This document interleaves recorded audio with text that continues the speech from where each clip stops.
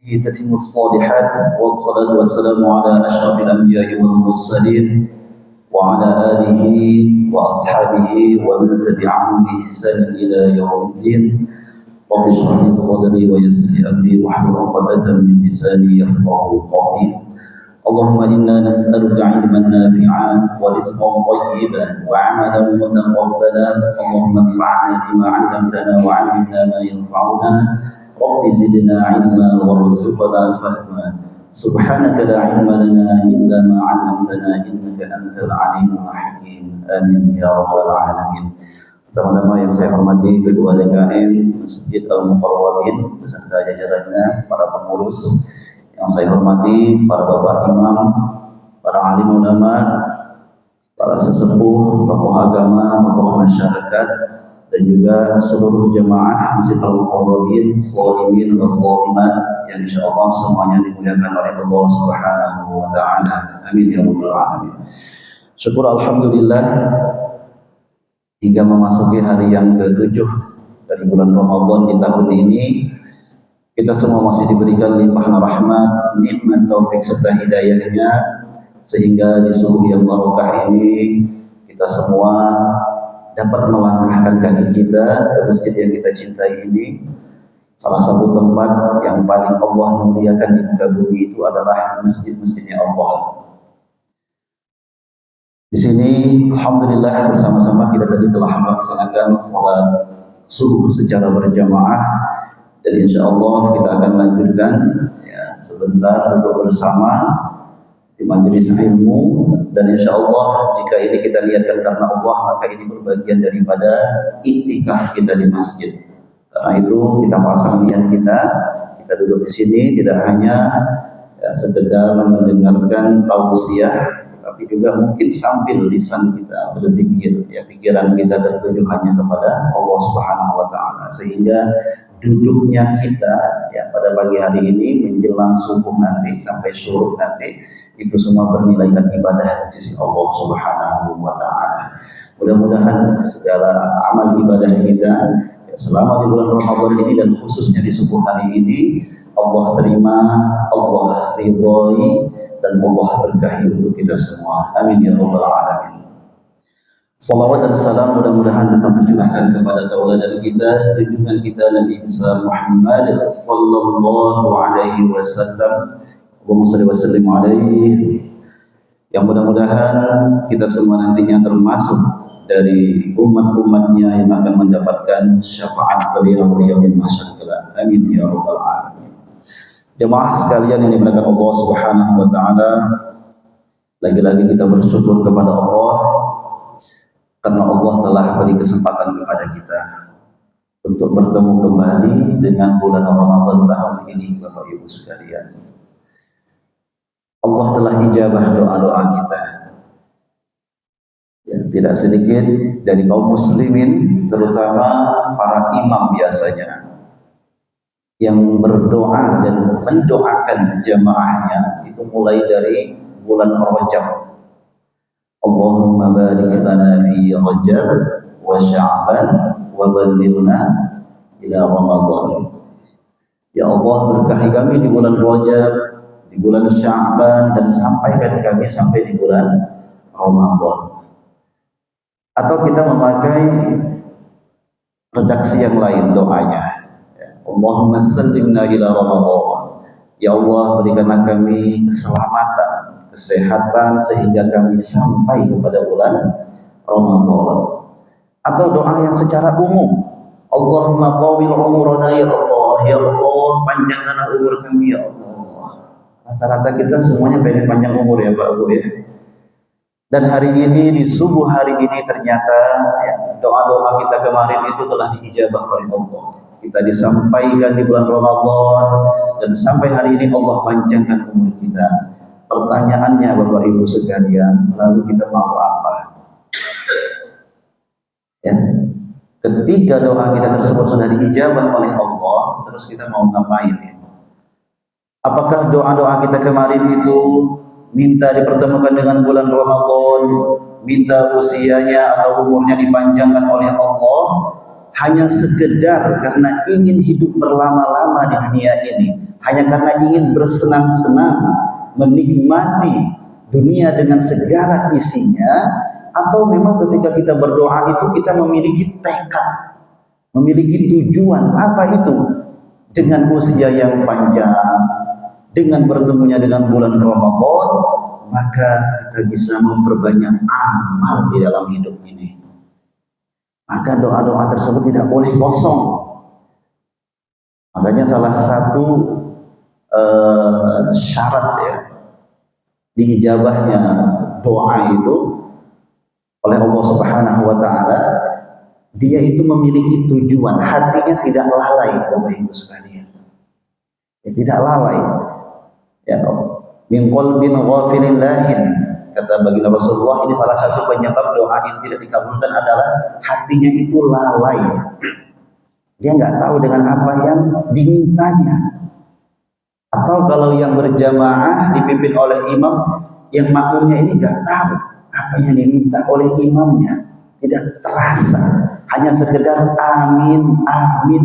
Bahkan mohon maaf Bapak Ibu sekalian, sebagian besar juga ada yang amin, amin ini seperti main-main. Amin, amin. Yang paling tidak ya adalah kekhusyukan di dalam hati kita, ya penuh ketawaduan, kerendahan diri kita di hadapan Allah, meminta sesuatu. Masa minta sesuatu sama Allah bentar-bentar amin, amin. Ya, ya. Nah, kita sama orang tua saja, dengan teman atau dengan siapa meminta sesuatu itu tentu saja dengan adab seperti itu. Nah, ini Bapak Ibu sekalian yang dimuliakan Allah Subhanahu wa taala, maka harus jelas tujuannya. Dan tujuan utama tentu saja kita meminta usia yang panjang, ya, bertemu dengan bulan Ramadan, maka tidak ada lain melainkan untuk memperbanyak amal. Dalam surah Fatir, kalau saya tidak salah itu ayat 36, bahwasanya kelak di akhirat itu para penghuni neraka itu justru minta dikembalikan ke dunia agar mereka bisa beramal kembali. Wahum yastarihuna fiha, mereka berteriak di dalam neraka tersebut, Rabbana akhrijna na'mal salihan ghairal ladzi kunna na'mal. Ya Tuhan kami, keluarkan kami dari neraka ini, kembalikan kami ke dunia, kami akan melakukan amalan yang bukan amalan seperti yang kami lakukan dulu. Amalan yang buruk, amalan yang salah, kami akan memperbaikinya ya Allah. Lalu apa kata jawaban Allah? Awalam nu'amirkum ma yatadzakkaru fih. Bukankah dahulu kami telah panjangkan umur kalian agar kalian berpikir untuk apa kalian dihidupkan di dunia, untuk apa kalian dipanjangkan umurnya, untuk apa kalian dipertemukan kembali dengan bulan Ramadan. Maka Bapak Ibu sekalian yang berdoa Allah Subhanahu wa taala, ya di bulan Ramadan ini mari kita merenung, kita berpikir apa yang semestinya kita lakukan agar bisa menjadi ya bekal kita di akhirat nanti. Maka tentu saja adalah amal yang perlu kita perbanyak. Salah seorang ulama bernama Abu Bakar Al-Balkhi, beliau katakan, Syahrul Rajab syahrul zar'i. Bulan Rajab itu bulan menanam. Wa syahrul Sya'ban ya syahrul suqyi zar'i. Bulan Sya'ban itu adalah bulan untuk menyirami tanaman. Syahrul Ramadan syahrul hasadiz zar'i. Bulan Ramadan adalah bulan untuk memanen tanaman. Maka ini waktunya kita memanen Bapak Ibu sekalian. Memanen apa? Memanen pahala, memanen kebaikan-kebaikan yang akan Allah berikan. Tinggal panen saja ini. Makanya kajian-kajian seperti ini ya, ta'lim, tausiah, itu hanya sebagian saja pengingat. Jangan dikira dengan pengajian tausiah seperti ini sudah cukup. Ya, ini belum cukup. Ya, yang namanya ta'lim, kajian tausiah itu tentu saja kebanyakan teori. Ya, tetapi ini juga penting karena dari teori inilah ya, ta'lim tausiah seperti ini biasanya orang-orang itu termotivasi. Lalu dengan kajian, dengan ta'lim, ya, itu akan membuat orang yang melakukan suatu amal itu bisa dilakukan dengan cara yang baik dan benar. Dia tahu ilmunya. Karena nggak akan mungkin di dunia ini ada orang yang beribadah dengan cara yang baik dan benar tanpa ia belajar. Ya, baik itu melalui pembelajaran yang sifatnya formal ataupun yang tidak formal seperti ini, kajian-kajian seperti ini. Nah, maka harapannya dari setiap tausiah, dari setiap kajian itu bisa membawa kita kepada suatu amalan, Bapak Ibu sekalian. Harus ada aksi yang dilakukan. Tidak cukup hanya sekadar tahu, oh iya ya, oh iya ya, saya jadi tahu, saya jadi tahu. Tidak cukup seperti itu. Tapi harus ada tekad untuk melakukan suatu amalan yang mudah-mudahan dari amalan tersebut bisa membawa kita ke surganya Allah Subhanahu wa taala. Amalan itu banyak sekali Bapak Ibu sekalian. Dan kita tidak pernah tahu amalan mana yang akan mengantarkan kita ke dalam surganya Allah Subhanahu wa taala. Karena itu jangan pernah sepelekan sekecil apapun kebaikan tersebut. Ya. Saya teringat dengan amalan seorang sahabat dahulu yang memasukkannya dalam surga, yaitu menjadi wasilah. Ini amalan qalbiyah. Ya, dikatakan dalam hadis itu, ya, ini sahabat ini setiap mau tidur mau tidur itu Pak Bu, beliau mengingat itu siapa-siapa ya, orang-orang yang telah menyakitinya. Ya. Maka apa yang beliau lakukan? Bukan mendoakan yang tidak baik, tetapi dari hatinya beliau memaafkan orang tersebut. Ya, memaafkan semua yang pernah menyakitinya. Ya, kalau setiap malam berarti pada hari itu siapa yang menyakiti dia maafkan, dia maafkan. Bapak Ibu sekalian, kira-kira lebih mudah memaafkan atau minta maaf, Pak? Tergantung ya. Kalau ada yang utang sama kita biasanya susah memaafkan. Kalau kita yang utang susah minta maaf, mudah minta maaf begitu ya. Ya, kalau kita lihat di surah Ali Imran itu ternyata salah satu karakter orang bertakwa itu adalah wal 'afina 'anil nas, memaafkan orang lain. Ternyata memaafkan itu lebih sulit, Pak. Makanya ada istilah tidak kumaafkan sampai 7 keturunan. Tapi kalau minta maaf ini, apalagi kita sudah benar-benar mengaku bersalah dan kita tahu dengan akibat ya kesalahan kita tersebut, biasa cepat itu. Ya, kita salah dengan pimpinan kita, ya, kena sanksi, cepat-cepat kita minta maaf. Tapi kalau memaafkan ini, luar biasa. Makanya Masya Allah, nah, ini contoh daripada amalan-amalan yang sifatnya seperti simpel ya, sepele, tapi ternyata bisa membawa seseorang ke dalam surganya Allah Subhanahu wa taala. Nah, karena itu Bapak Ibu sekalian ya, pada kesempatan ini kita coba ingin melihat ya amalan-amalan apa ya yang bisa kita maksimalkan di bulan Ramadan. Ini adalah amalan terbaik yang dahulu dilakukan oleh para generasi terbaik, yaitu para salafus saleh. Siapa itu? Kata Rasulullah, khairun nas qarni. Sebaik-baik manusia adalah orang-orang ya generasi di masaku, yaitu para sahabat. Tsummal ladzina yalunahum, tsummal ladzina yalunahum. Kemudian orang-orang setelah mereka, yaitu para tabi'in, tsummal ladzina yalunahum. Kemudian ya berikutnya orang-orang setelah mereka, yaitu tabi'ut tabi'in. Mereka adalah orang-orang terbaik. Nah, maka ketika kita ingin menjadikan Ramadan kita ini Ramadan terbaik, maka kita ikuti cara orang-orang atau generasi terbaik terdahulu. Amalan yang pertama Bapak Ibu sekalian, ini yang wajib. Ya, insya Allah mudah-mudahan waktunya cukup. Ya, ada 5. Ya, yang pertama wajib, seterusnya itu sunnah. Ya, nanti kita bisa pilih. Ya, kira-kira ini ibadah mana nih yang memungkinkan untuk kita maksimalkan, yang memungkinkan kita jadikan sebagai tiket kita untuk memasuki surganya Allah Subhanahu wa taala. Tapi kalau yang satu ini nggak bisa ditawar-tawar, memang mutlak harus dilakukan. Apa itu? Puasa Ramadan, Bapak Ibu sekalian. Ya, kutiba alaikumus syiyam, kata Allah, diwajibkan kepada kalian ya untuk berpuasa. Nah, ternyata Masya Allah, salah satu keutamaan dari puasa Ramadan ini adalah Allah berikan pahala yang tidak terbatas. Satu-satunya ibadah yang pahalanya itu tak terbatas, tak terhingga itu hanya ibadah puasa, Bapak Ibu sekalian. Dalam satu hadis yang diriwayatkan oleh Imam Bukhari dari sahabat Abu Hurairah, Rasulullah bersabda, "Kullu 'amali bani Adam yudha'afu al-hasanatu 'ashru amsalha ila 700 dhi'fin." Setiap amalan anak Adam itu diberi ganjaran pahala, ya, dilipat gandakan pahalanya dari 10 sampai 700. Ya, 10 sampai 700 kali lipat.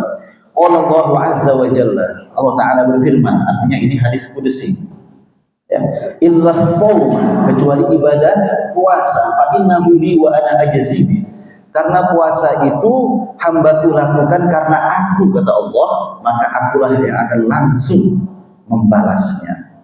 Jemaah sekalian, ini adalah apresiasi besar yang Allah berikan kepada hamba-hambanya yang berpuasa.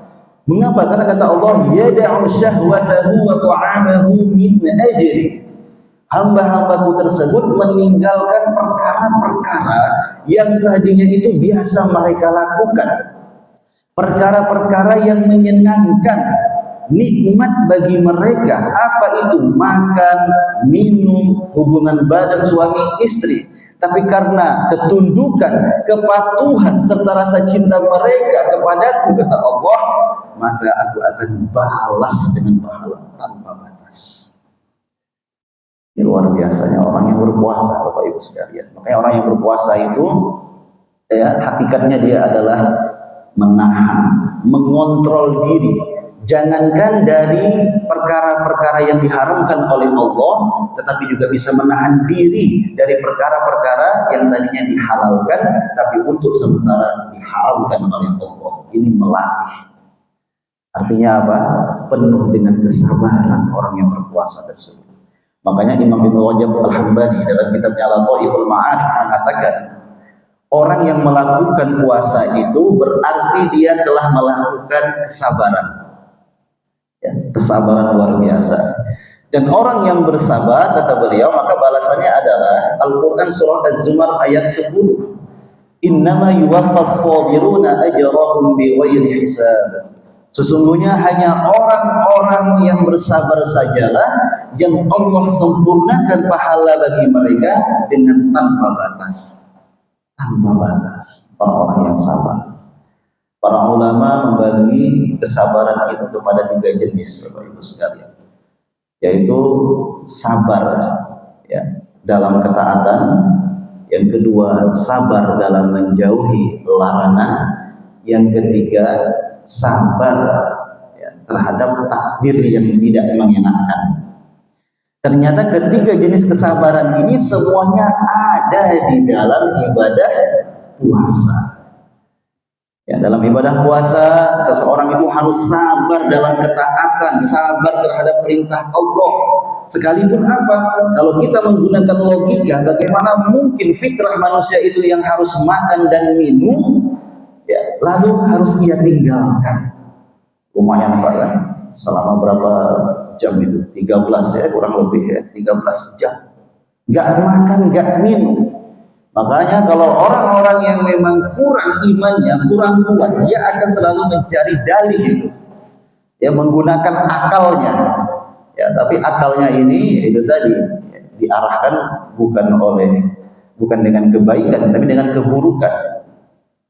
Ya, ada di Al-Quran itu dikatakan kalau orang jauh dari Al-Quran itu, maka dia akan bersama qarin namanya, ya, setan yang akan selalu bersamanya, itu menjadi qarin, teman dekatnya. Wa innahum la yasuddunahum 'anis sabili wa yahsabuna annahum muhtadun. Dan para qarin itu, setan-setan itu, ya, mereka akan selalu apa? Menghalangi manusia dari jalan yang lurus, jalan kebaikan, dan mereka akan mengarahkan suatu jalan keburukan, tetapi celakanya manusia mengira itu adalah sebuah hidayah. Wa annahum muhtadun. Makanya jangan heran Pak, kalau ada orang yang mungkin melakukan yang aneh-aneh, kita berpikir, kok bisa ya, kok tega ya.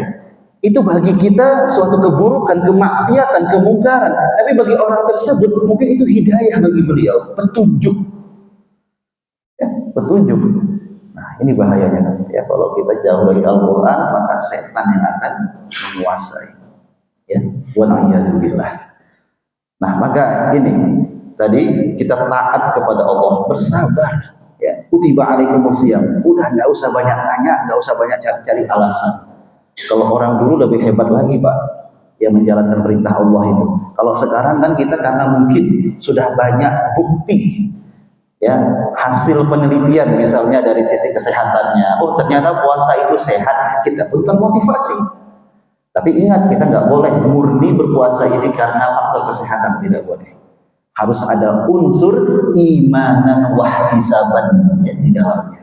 Ada faktor keimanan. Kita menjalani puasa ini karena betul-betul menjalani perintah Allah, bukan hanya sekedar mencari sehat ataupun ingin menurunkan berat badan misalnya. Nggak cukup, tidak boleh. Makanya imanan wahtisaban ini perlu kita garis bawahi. Lalu dalam berpuasa juga kita bersabar dari perkara-perkara yang dilarang oleh Allah Subhanahu wa taala. Kita tahu bahwasanya puasa ini tidak hanya sekedar meninggalkan makan dan minum, hubungan badan di siang harinya. Tetapi juga berpuasa ini kita berusaha menjaga anggota badan kita, menjaga hati dan perasaan kita, menjaga pikiran kita daripada perkara-perkara yang dilarang oleh Allah Subhanahu wa taala. Bapak Ibu sekalian, terutama Bapak-bapak, mata kita ini harus beda, Pak.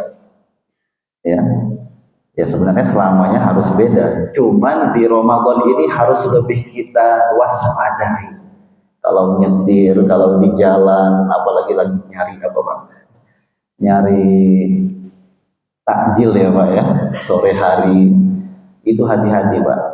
Ya, kalau nyari takjil cukup Pak pandangannya ke kue saja ya Pak ya. Kadang-kadang mohon maaf Pak. Ya, ini anak-anak gadis nih kadang-kadang nyari takjil, bukan lagi tak berjilbab, pakai celana yang pendek itu. Jadi beda yang kita lihat. Tadinya kita lihat pisang goreng mau kita beli, beda lagi. Allah, ini berat sekali. Nah, artinya apa? Ini harus betul-betul terkontrol, terjaga. Kalau ada yang mengatakan mubazir Ustaz, tahan, ya. Berarti tunggu sampai buka ya Ustaz. Enggak juga. Bukan harus tunggu sampai buka baru bebas. Itu justru apa? Melatih. Ramadan ini training. Bulan training. Siapa trainernya? Allah Subhanahu wa taala. Selama 1 bulan. Karena itu insya Allah bisa dipastikan jika kita betul-betul mengikuti training ini dengan baik dan benar, maka keluar dari Ramadan kita akan pasti menjadi orang yang lebih baik. Pasti akan meningkat kualitasnya. Karena sudah terlatih. Misalnya apa? Mata saja. Karena kita harus tahu juga konsekuensi. Misalnya ketika berpuasa mata tidak dijaga, kita sudah tahu. Semua mungkin sudah tahu, tapi harus diingat. Ini perlu diingat. Ya. Harus kita jaga dan kita ingat bahwasanya apa? Dari mata ini bisa mengurangi pahala puasa kita, bahkan menghabiskan pahala puasa kita. Siapa yang mau? Kan rugi. Nah, rugi kita. Nah, makanya ditahan. Masya Allah. Ini luar biasa. Lalu kesabaran yang ketiga ya pada puasa itu adalah sabar terhadap takdir yang tidak menyenangkan. Maksudnya apa Bapak Ibu sekalian? Ketika berpuasa maka konsekuensinya apa? Lapar, haus, lemas, ngantuk, apalagi Pak Bu. Kadang-kadang ya mohon maaf tidak banyak aktivitas yang bisa dilakukan. Itu sudah konsekuensi. Dan kita sabar dengan takdir tersebut. Ada Pak Bu yang kita berpuasa ya sampai siang ternyata malah kenyang gitu, malah sedawa gitu, rupanya sedawa dari yang tadi subuh kan masih terasa lagi. Ya paling itu masuk angin ya Pak Bu. Nggak ada orang yang berpuasa itu justru dia makin kenyang. Ya, yang ada apa? Lapar, haus, lemas. Dan yang paling hebatnya itu ketika menjelang berbuka itu Pak Bu ya, itu biasanya nggak tahu lah kalau yang sudah kita dewasa nih, kalau anak-anak itu kan biasanya semakin mau buka nanya terus tuh jam berapa lagi, berapa menit lagi Bu Pak, makin tak sabar itu. Nah gitu, jadi ini konsekuensi dari puasa, orang akan lapar, haus, lemas. Dan ketiga, seorang hamba bersabar terhadap itu semua ya ketika dia menjalankan puasa, ya sabar dalam mentaati perintah Allah, sabar dalam menjauhi larangan Allah, sabar terhadap takdir yang tidak mengenakan ketika dia melakukan puasa, maka sangat layaklah untuk Allah berikan kepadanya pahala tanpa batas. Nah, Makanya puasa ini harus kita landasi dengan 3 kesabaran ini, Bapak Ibu sekalian. Kadang ada juga orang berpuasa tapi dia nggak sabar, sebenarnya hatinya menggerutu. Oh, harus puasa sih. Jadi seperti terpaksa begitu. Wal'iyadzubillah. Nah, berikutnya Bapak Ibu sekalian, ya. Amalan terbaik yang kedua tadi berpuasa ya. Amalan terbaik kedua yang bisa kita optimalkan di bulan Ramadan ini adalah tilawah Al-Quran, Bapak Ibu sekalian, membaca Al-Quran. Yang kita tahu Ramadan adalah bulannya Al-Quran, karena di bulan Ramadan Allah turunkan Al-Quran. Maka tidak ada kata lain, Ramadan ini harus kita perbanyak dengan membaca Al-Quran.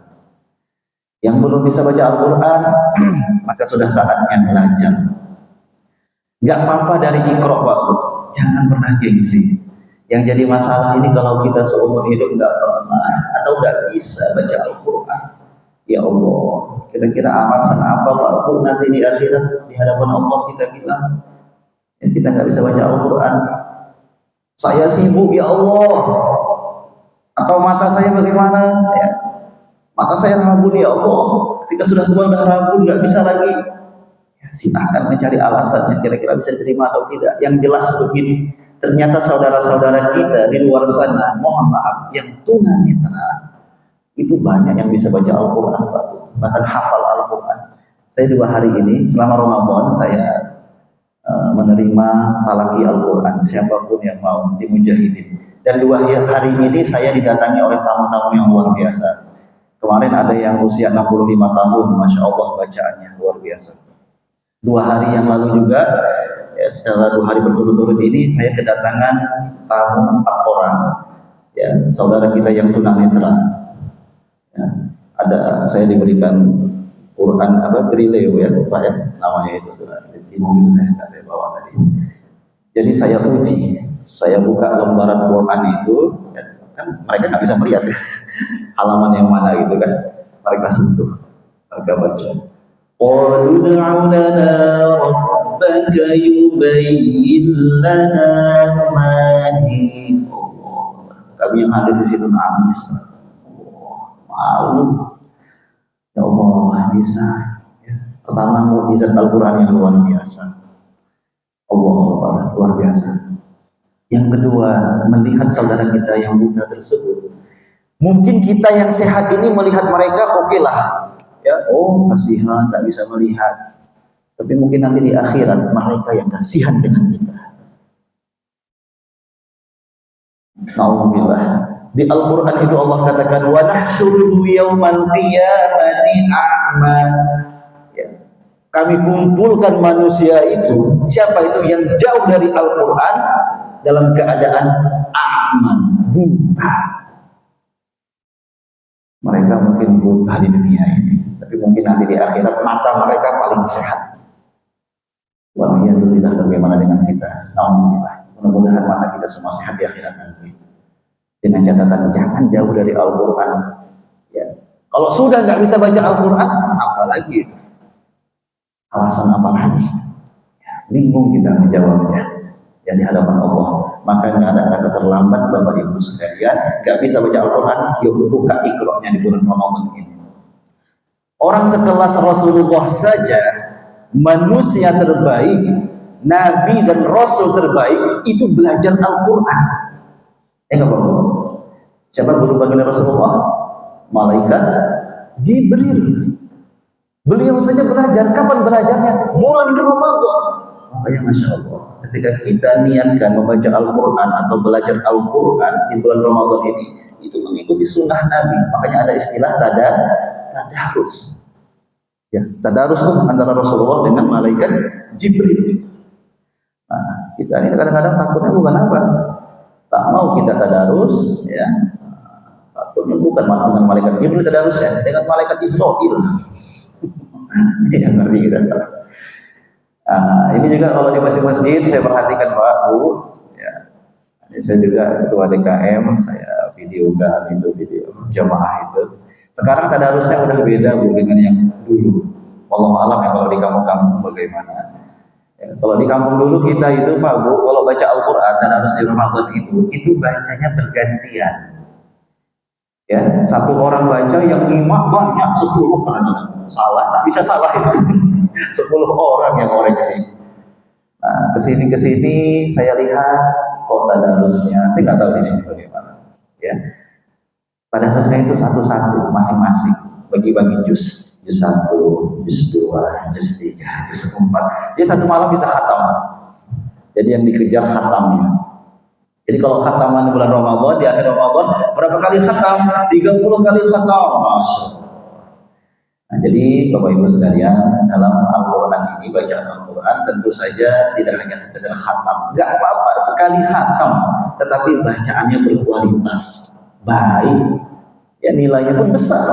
Daripada kita banyak khatamnya, tetapi ngasal bacaannya, ini gak baik.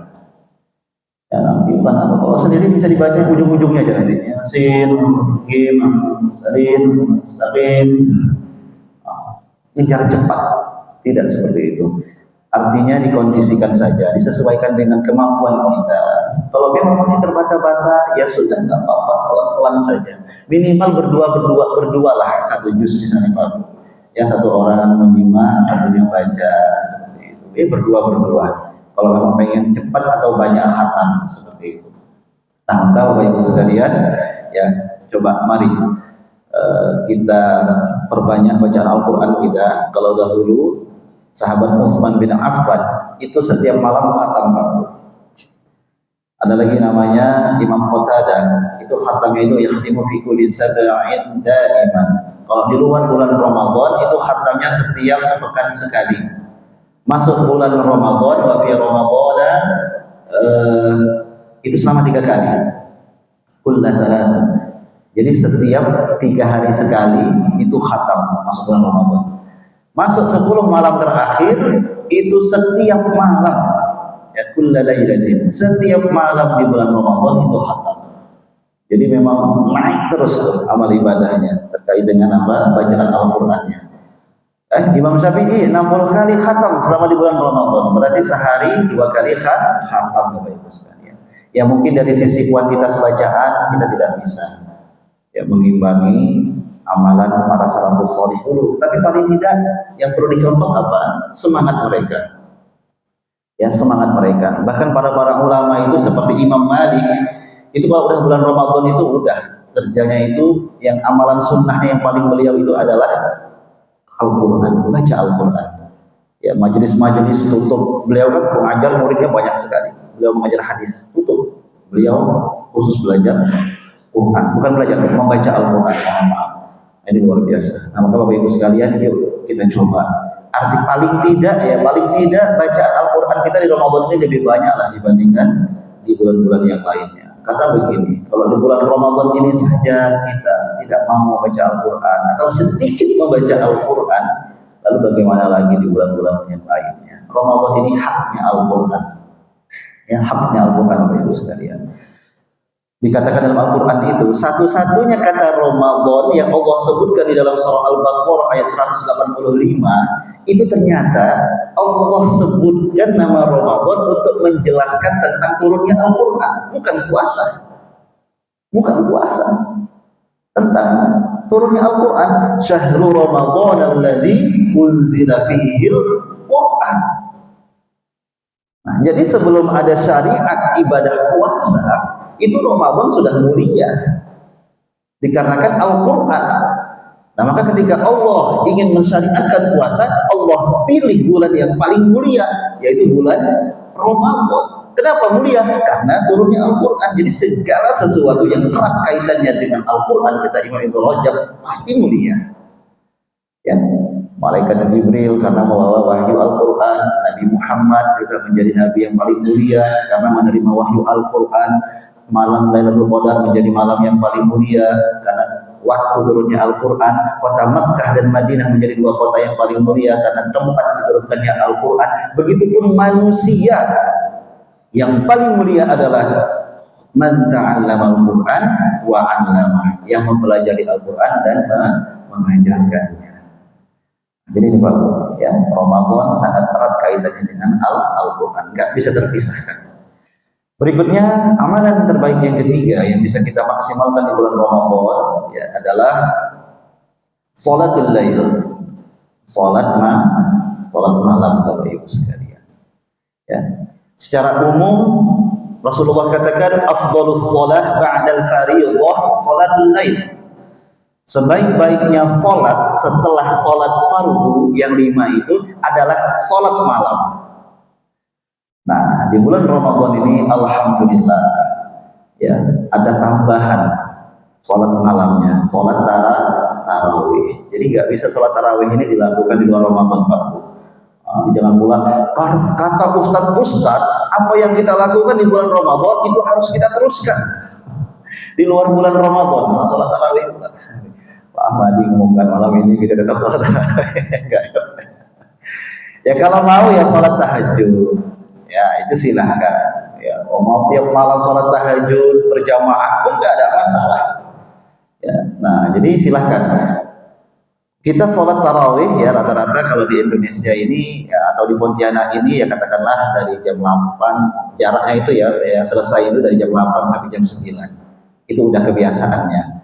Nah artinya masjid-masjid kalaupun ingin menambah sholatnya lebih panjang lagi, saya rasa bisa mengambil waktu di tengah malamnya.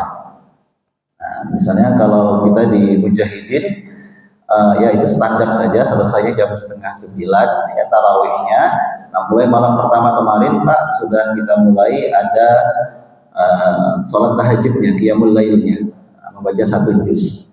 Artinya kita memfasilitasi, mungkin ada di antara jamaah-jamaah yang ingin sholatnya lebih panjang ya, ingin sholat lebih panjang, mungkin baca Qurannya agak susah ya, bisa saja kan sebenarnya lihat Quran begitu, tapi kan mungkin Allahu a'lam mungkin agak susah bacanya, ya lebih enak sebagai makmum saja.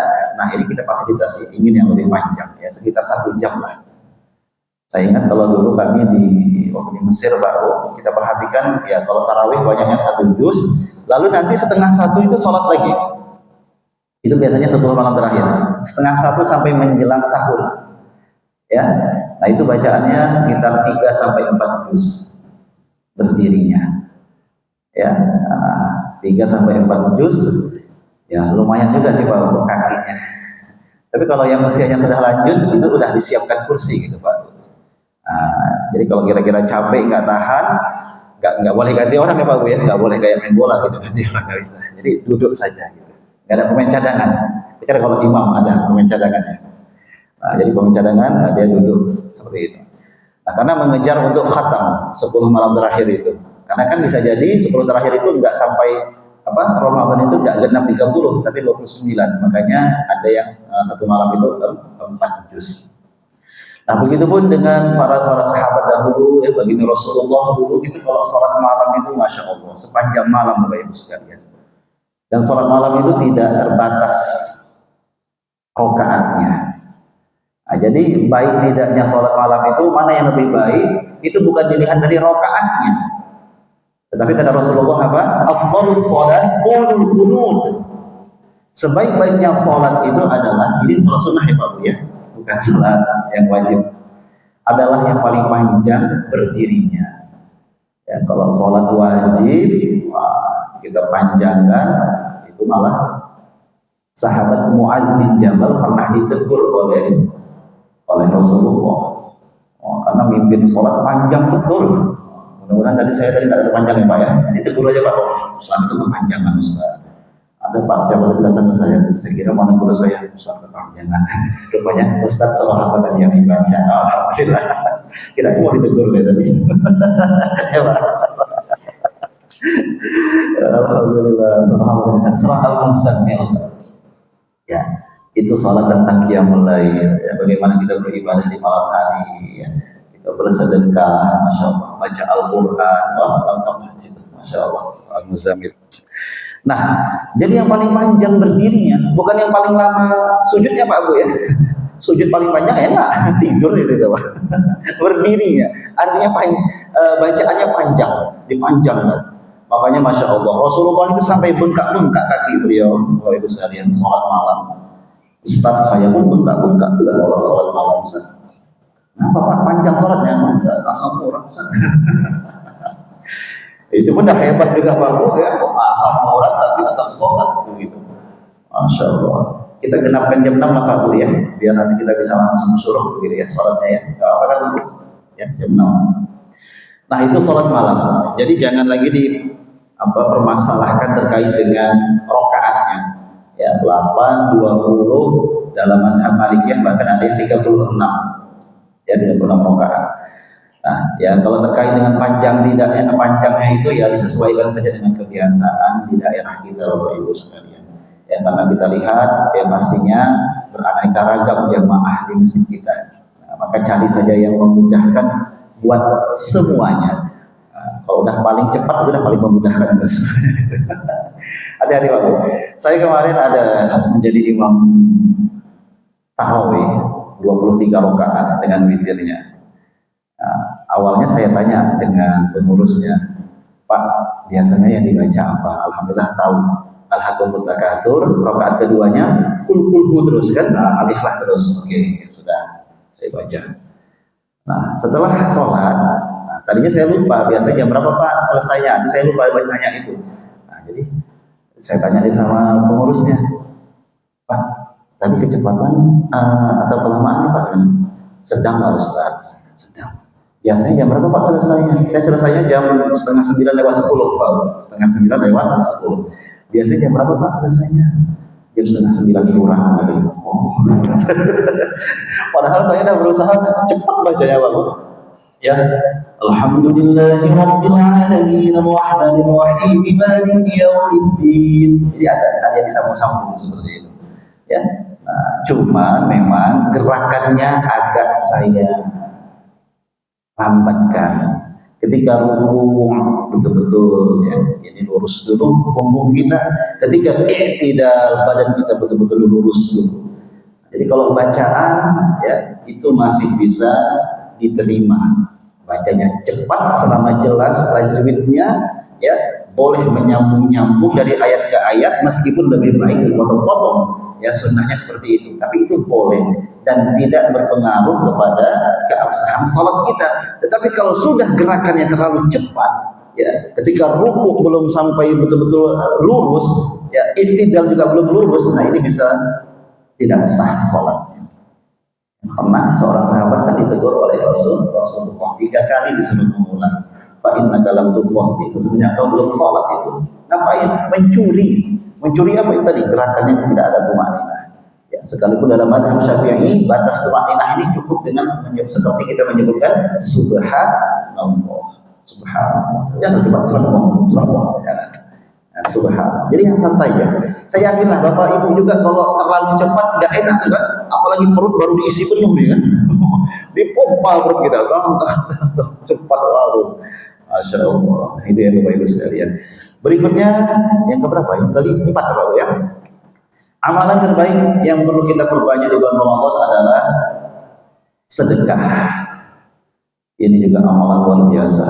Kata Rasulullah pernah ditanya oleh salah seorang sahabat, "Ya Rasulullah, ayyus shadaqati afdal?"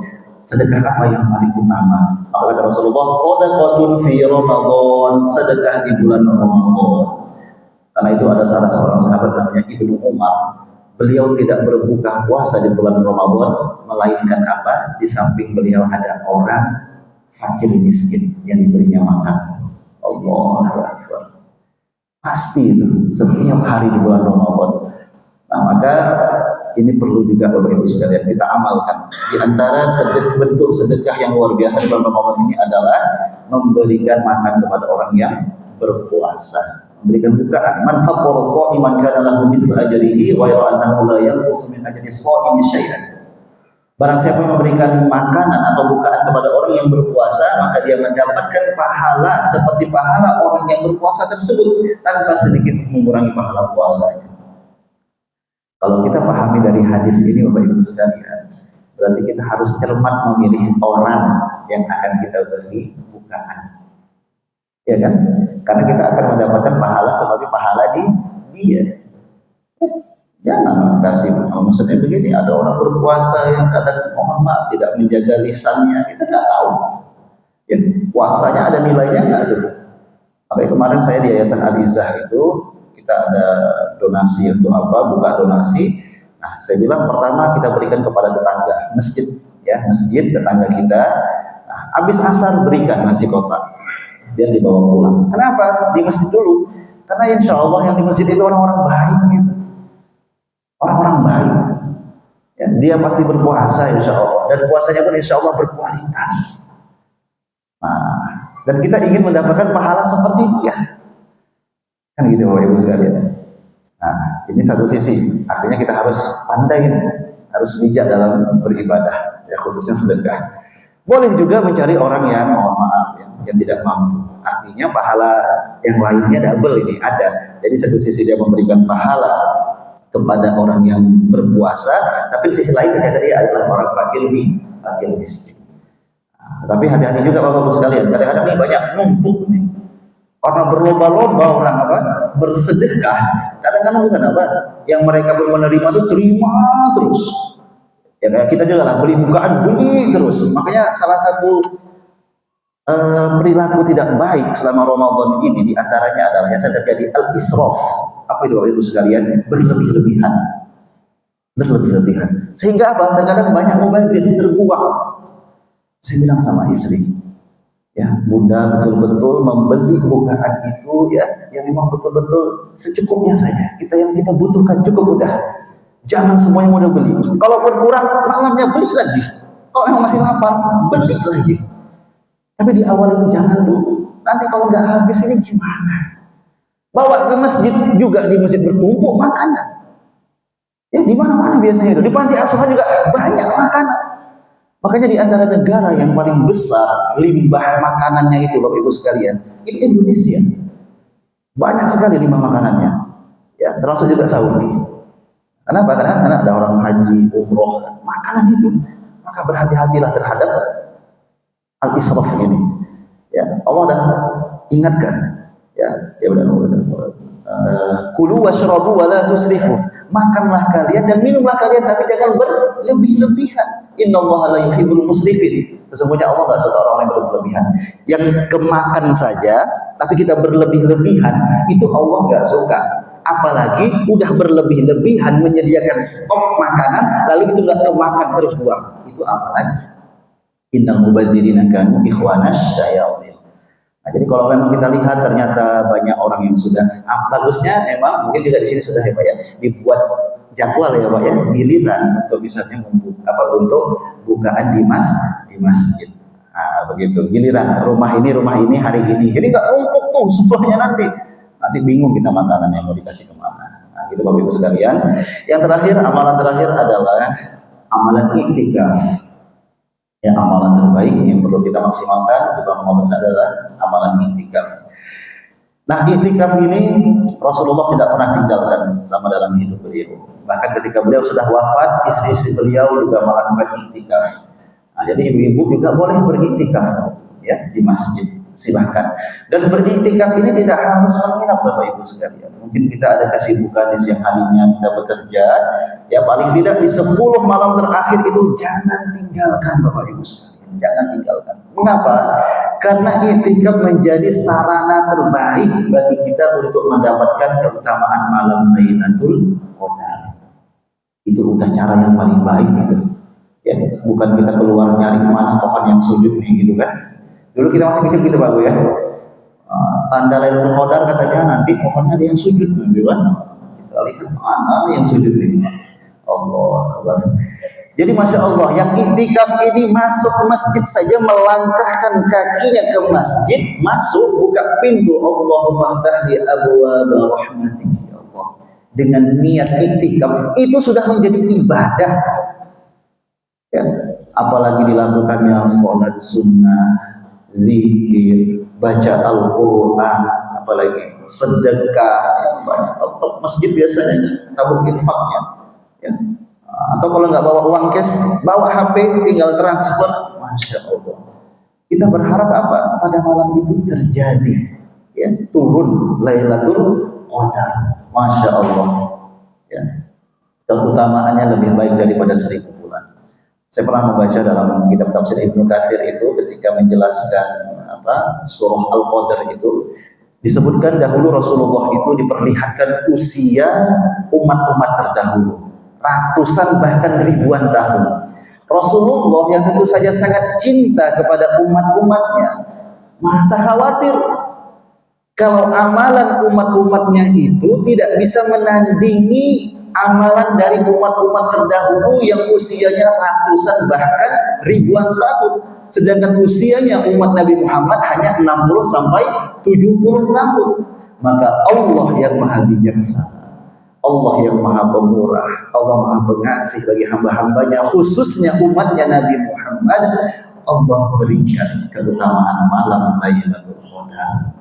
Bayangkan Pak Bu, ya, satu Ramadan ini kita jaga-jaga 10 malam saja. Kita beribadah misalnya 2 rakaat aja sholatnya, ya berdoa Allahumma innaka afuwun tuhibbul afwa fa'fu anni dengan penuh keimanan dan ihtisaban, itu sudah melebihi nilai yang melebihi daripada 1000 bulan atau seperti 83 tahun.